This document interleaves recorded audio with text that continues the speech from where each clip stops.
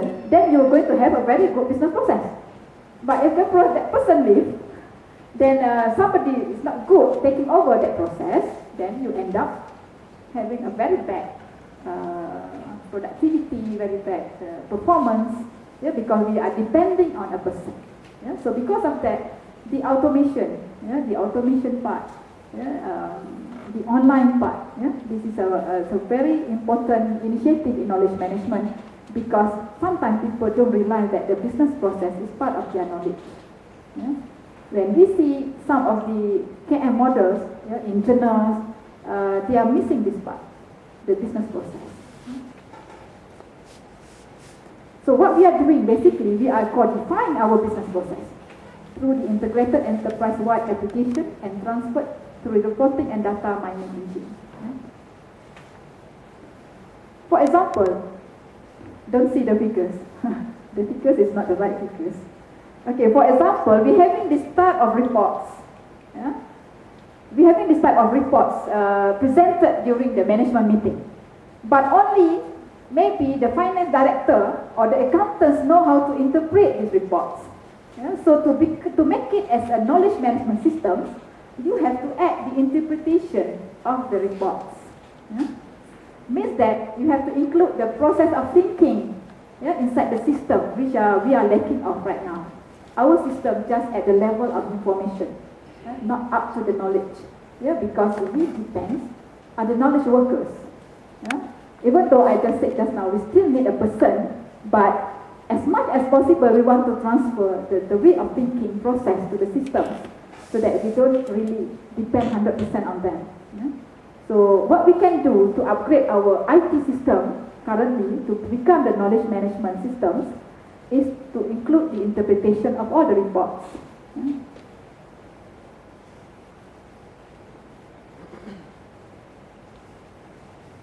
Then we have to capture the knowledge of business process.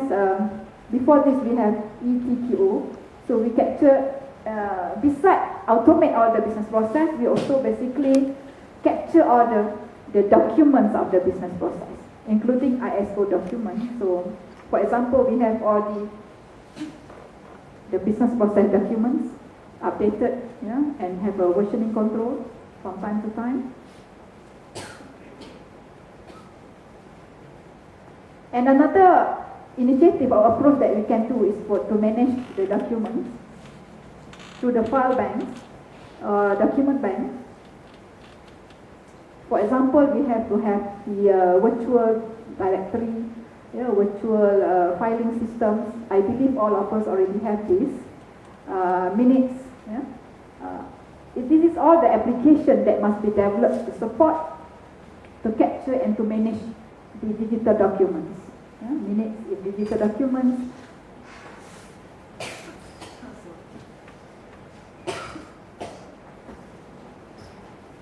For example, the board report, the finance policy procedures, all the inventory assets. It's a lot of documents in the organization, so we have to manage it properly in the document management system or the document bank, and also forums.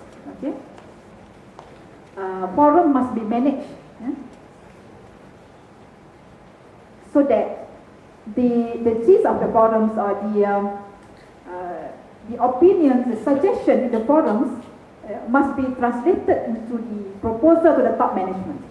Many forums fail nowadays because it's nowhere. It goes nowhere.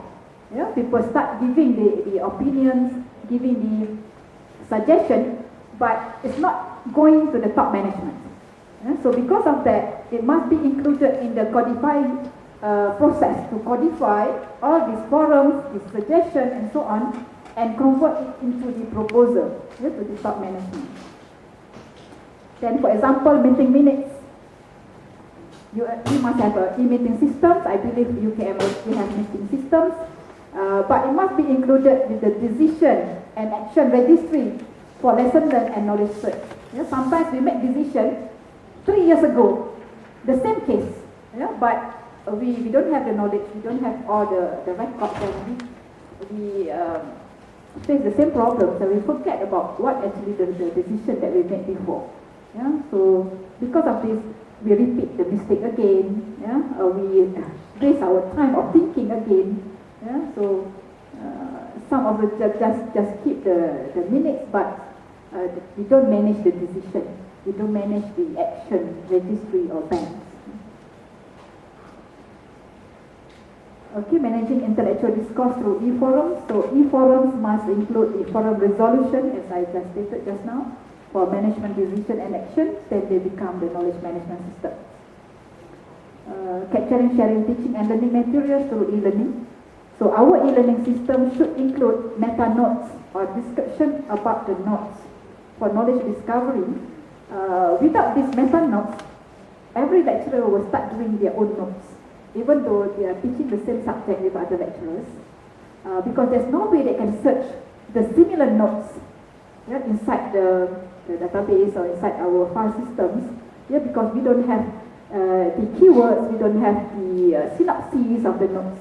We can't just go through the notes and slides. You can't just reading every slide to see whether it's similar to your subjects or not. Yes, because nowadays we have like multidisciplinary subjects that we need. When you're teaching management, you might want the materials from IT. You're teaching IT subject, you might want some materials from the finance, from the human resource. Then we must have a very organized notes management, especially for the higher learning, so that we can share and we can integrate notes. Question bank. We should include meta questions, description about the questions, maybe for a clusters of questions, so that it can be easily accessed and searched by among the lecturers. Capture, sharing, testing knowledge through knowledge portal. It should be a portal for not only academics, everyone. This is coming the concept of COP. Community of practice must be portal for every COP so that they can share their knowledge. Usually this is a free format, because we can't, at this stage, at the basic part, we just can't make it at the beginning as a standard template. So let them write, whatever their knowledge they are sharing.